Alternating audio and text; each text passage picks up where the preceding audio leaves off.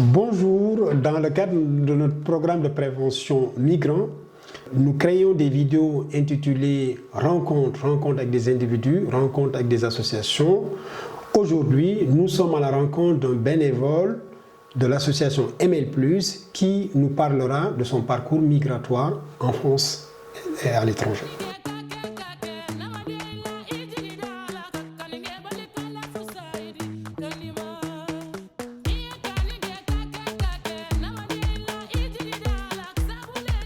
Bonjour. Donc du coup, je vais me présenter par mes initiales, OT. Donc j'ai 29 ans, je suis réfugié pour raison humanitaire, je suis gay. Et du coup, je viens d'un pays arabe.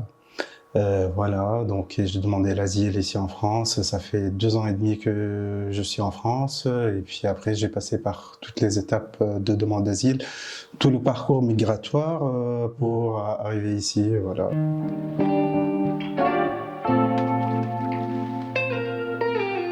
En fait, il y a plusieurs raisons qui m'ont poussé à partir en fait de mon pays, vu que voilà, donc discrimination, menaces, voilà, donc identité LGBT, mon identité en tant que gay, voilà, n'est pas reconnue par la loi et elle est condamnée par la loi là-bas. Donc du coup, j'ai l'intérêt en fait, voilà, de chercher la liberté, de chercher un pays qui pourrait, voilà, donc ce qui est le cas en France, de me protéger, voilà, de me donner cette protection qui est reconnue par la loi et puis vivre tranquillement en liberté, mener une vie normale.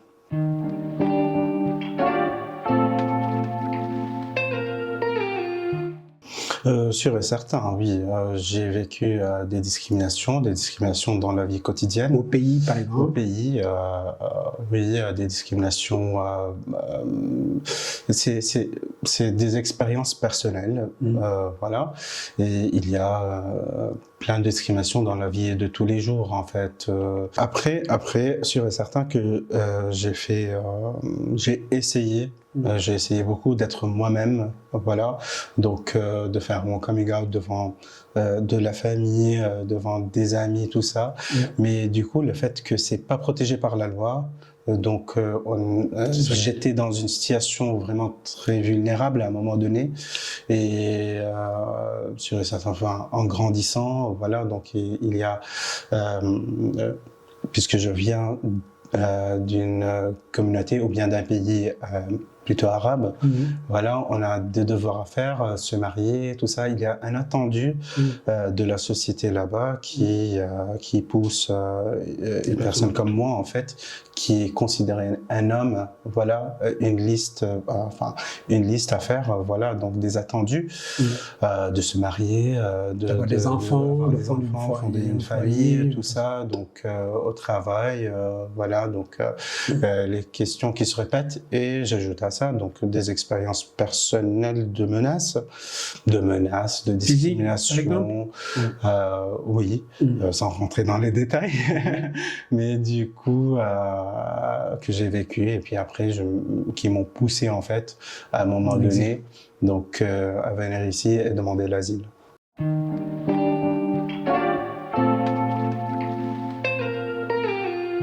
Donc, en arrivant en France, donc sûr et certain que à un moment donné, donc la France m'a permis d'être moi-même en fait, d'être gay librement.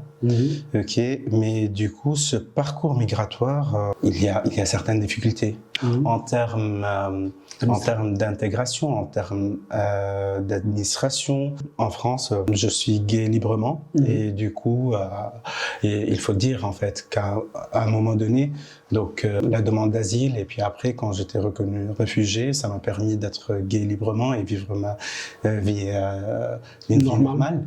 Ce parcours migratoire est engendré avec beaucoup de difficultés, de discrimination. Comme quoi? Par rapport à mon identité. Car du coup, moi, je suis pas que gay, je suis en même temps arabe, j'appartiens à une minorité, si on peut le dire, marginalisée. Donc du coup, il y a des difficultés de plusieurs types administratifs, au sein de la grande communauté par les Français. par notre propre communauté, donc par la communauté arabe, et puis par la communauté LGBT. Donc, si je pourrais commencer par l'administratif, donc sûr et certain que voilà, donc il y a ce parcours migratoire, cette demande d'asile, des procédures à suivre, des documents à remplir, à envoyer aux structures, tout ça. Mais du coup, c'est beaucoup de temps d'attente, ok, beaucoup de galères en fait, et du coup. En fait, c'est dans les petits détails, en fait. En tant que gay, en fait, pour aller demander l'asile auprès de n'importe quelle structure, les structures ne sont pas vraiment adaptées à accueillir des personnes qui demandent l'asile pour des raisons humanitaires. La durée d'attente, en fait, pour instruire son dossier, pour présenter son dossier, pour rédiger son récit de vie, pour présenter toutes les preuves, ajoute beaucoup de difficultés à ce parcours migratoire. J'avais un peu le privilège de parler français, d'avoir des diplômes, tout ça. Mais du coup, je pense toujours aux migrants, aux demandeurs d'asile, et surtout aux demandeurs d'asile LGBT qui sont pas accompagnés, qui sont dans la rue. Donc imaginons en fait cette personne qui est dans la rue, qui dort dans la rue pendant 6 mois en attendant une réponse de l'OFPRA, qui attend un appel de la structure d'hébergement. Donc cette personne en fait sûr et certain qu'il va pas pouvoir s'intégrer dans la société. Il va pas pouvoir, enfin, une personne LGBT, une personne trans qui est assez vulnérable, voilà, donc dans la rue, dans une tente, en fait, c'est dur. C'est vraiment très dur.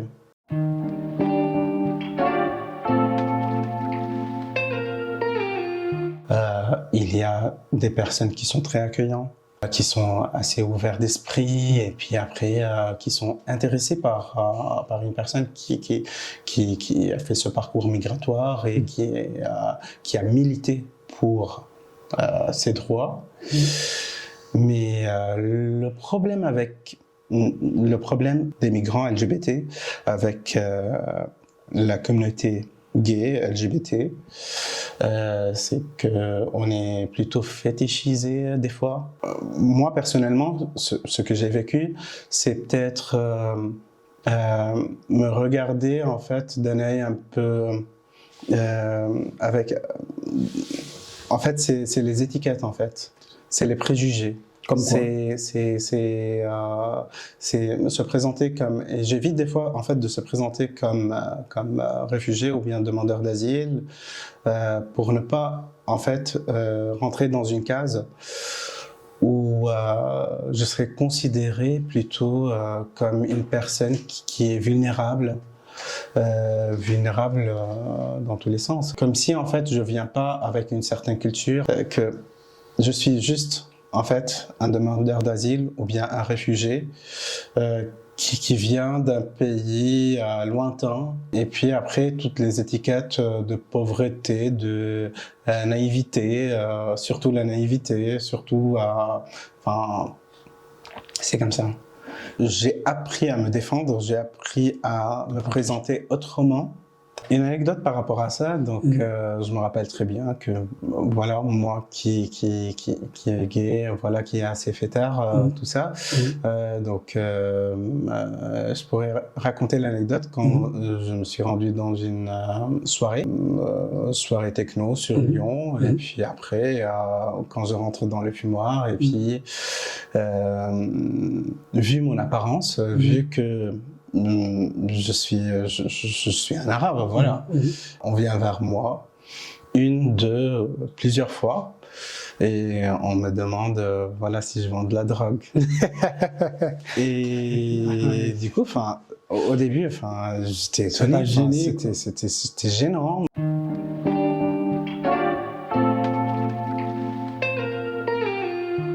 rapport à la société, en fait, en tant que gay arabe. Et puis après, donc les autres, pareil pour moi, en fait, les autres gays, que ce soit gay arabe, gay black ou bien gay tout court, voilà, qui viennent, qui migrent en France pour demander l'asile, on est vraiment à mi-distance de la communauté française de souche et notre propre communauté. En fait, on ne ressemble, on n'appartient pas, on ressemble pas à un Français et on ressemble pas à un Arabe. Voilà, ni dans le comportement, ni voilà, dans les habitudes, dans notre propre culture en fait, qui est entre deux. Donc du coup, ce qui fait en fait que dans certaines situations, on n'est ni accepté ni ici ni là-bas en fait. On n'est pas assez français au regard de la société. On n'est pas à 100% intégré à la culture française, vu que voilà, on a vécu dans notre propre pays et on a une culture propre à nous, une façon de parler, des gestes, une façon de parler, un accent surtout. Ok, voilà. Et on n'est pas assez. Pour moi, par exemple, je suis pas assez arabe vu que je refuse certaines idées. Et certains comportements, une certaine idéologie, quoi que ce soit. Mais du coup, j'appartiens pas aussi à ma propre communauté.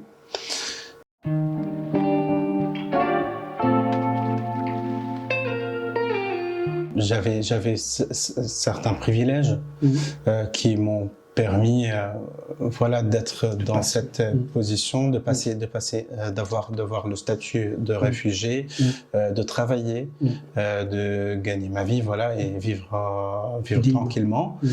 Et du coup, je me suis trouvé voilà, donc, motivé. Et pour moi, c'est une conviction d'aider les autres dans leur parcours et de leur donner un coup de main et de leur donner de l'espoir. Et c'est pour cela que voilà, donc après avoir été aidé par ML+, et accompagné par eux pendant mon parcours voilà, administratif, j'ai pas hésité à les rejoindre dans ce combat et dans cet accompagnement d'autres personnes qui sont dans le besoin, dans leur demande d'asile, dans leur parcours et tout ça. Merci beaucoup. En tout cas, c'était un plaisir d'échanger avec vous. Avec plaisir. Voilà.